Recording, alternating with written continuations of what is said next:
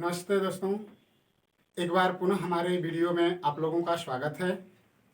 जैसा कि कल हम लोग इंग्लिश ग्रामर के बारे में पढ़े थे और हम लोगों की टॉपिक जो है कल की सेंटेंस पे जाकर ख़त्म हुई थी। आज हम लोग इस वीडियो में उसके आगे वाले स्टेप के बारे में पढ़ने जा रहे हैं। कृपया उस पर ध्यान दीजिए कि उसके आगे वाले स्टेप में हम आपको आज क्या बताने वाले हैं।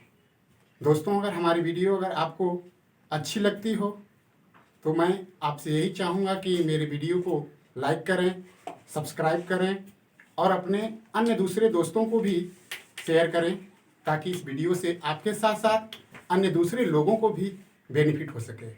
धन्यवाद। अब आगे देखते हैं वीडियो की। कल हम लोगों ने सेंटेंस के बारे में पढ़ा था।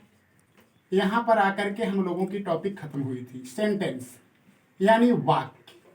जैसा कि दोस्तों हमने कल आपको बताया था कि वाक्य का निर्माण जो है शब्दों द्वारा होता है, शब्दों द्वारा होता है।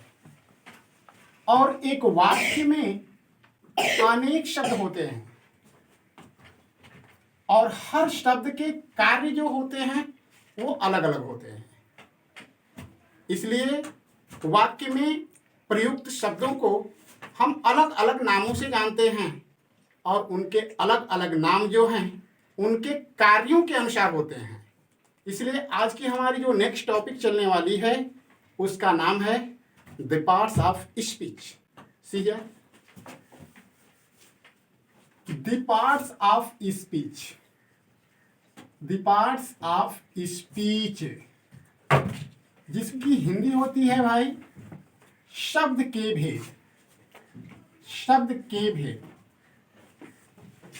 जैसा कि मैंने ब्लैक बोर्ड पर आपके सामने लिखा है कि वाक्य जो होता है शब्दों से बना था और हम लोग पढ़ने जा रहे हैं कि शब्द के भेद, यानी वाक्य में जो प्रयुक्त शब्द हमारे सामने होते हैं उन शब्दों को किस किस नाम से और किस आधार पर हम उनको नाम देते हैं।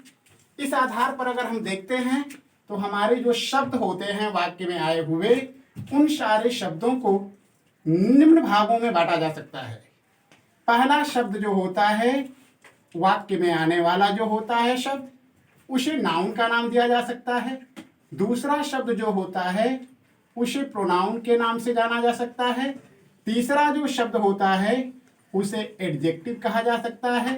चौथा जो हमारा शब्द होता है उसको वर्ब कहा जा सकता है। पांचवा जो हमारा शब्द है उसे एडवर्ब कहा जा सकता है। छठवां जो हमारा शब्द है उसे प्रीपोजिशन कहा जा सकता है।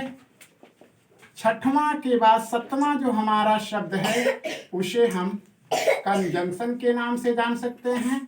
और आठवां और लास्ट हमारा जो शब्द का विभेदन है उसे हम इंटरजेक्शन के नाम से जानते हैं।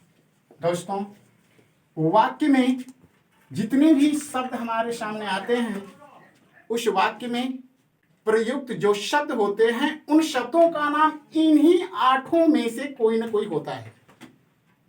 जैसे हम एग्जाम्पल के रूप में एक छोटा सा चीज लेते हैं आपके सामने।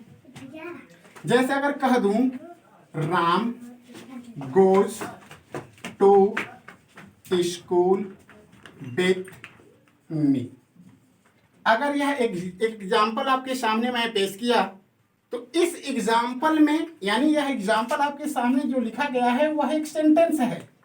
और जैसा कि मैंने आपको ऑलरेडी बता चुका हूं कि वाक्य का निर्माण जो होता है शब्दों द्वारा होता है, यानी इसमें हर एक शब्द जो है इन 8 में से कोई न कोई है।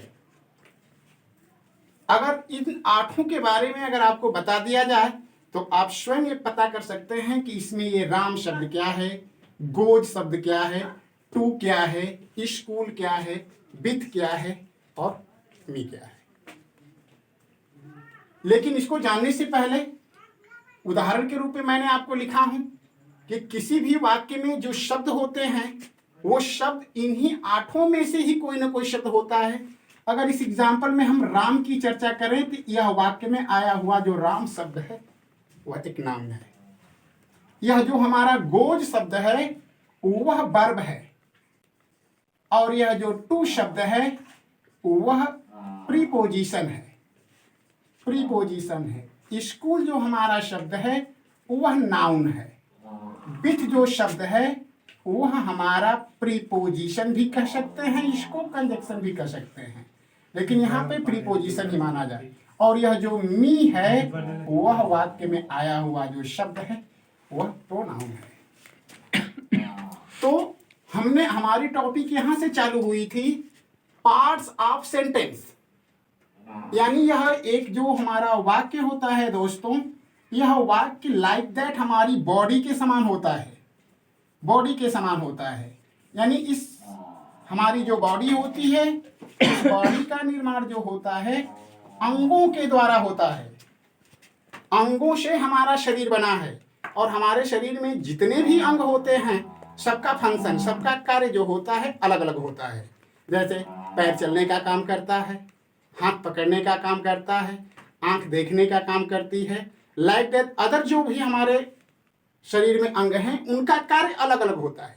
सेम उसी तरह से जो यह वाक्य है, उस वाक्य में जो शब्द होते हैं उन शब्दों का नाम अलग अलग होता है, और उनका वह नाम जो है वाक्य में प्रयुक्त उन शब्दों के फंक्शन यानी कार्य के अनुसार ही रखा गया है।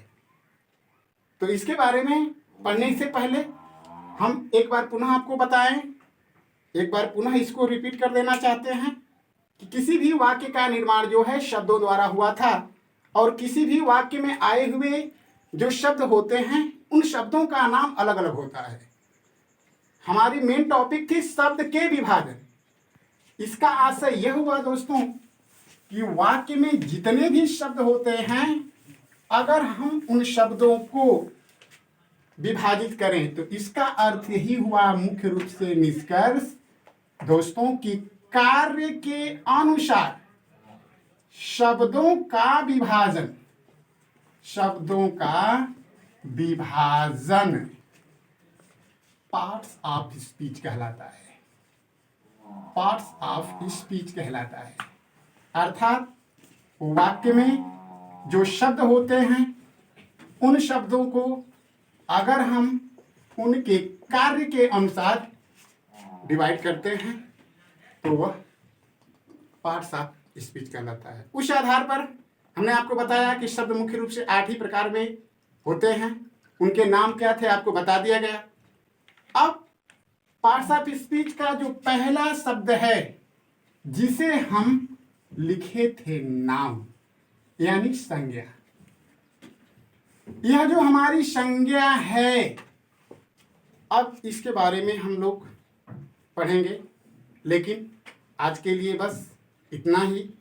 कल हम पुनः आपको अपने नए और अगले वीडियो में इस संज्ञा के बारे में बतलाएंगे, इसके क्लासिफिकेशन के बारे में बताएंगे, इसके रूप के बारे में बताएंगे, इसके जेंडर से के संबंध में बताएंगे, यानी इस नाउन से संबंधित जितने भी पॉइंट आपके सामने होंगे सब कुछ कल के वीडियो में आपको मैं दिखाऊंगा। तब तक के लिए मुझे अनुमति दीजिए। कल पुनः इसी वक्त मैं पुनः इस संज्ञा वाली टॉपिक के साथ आपके सामने उपस्थित रहूँगा। धन्यवाद।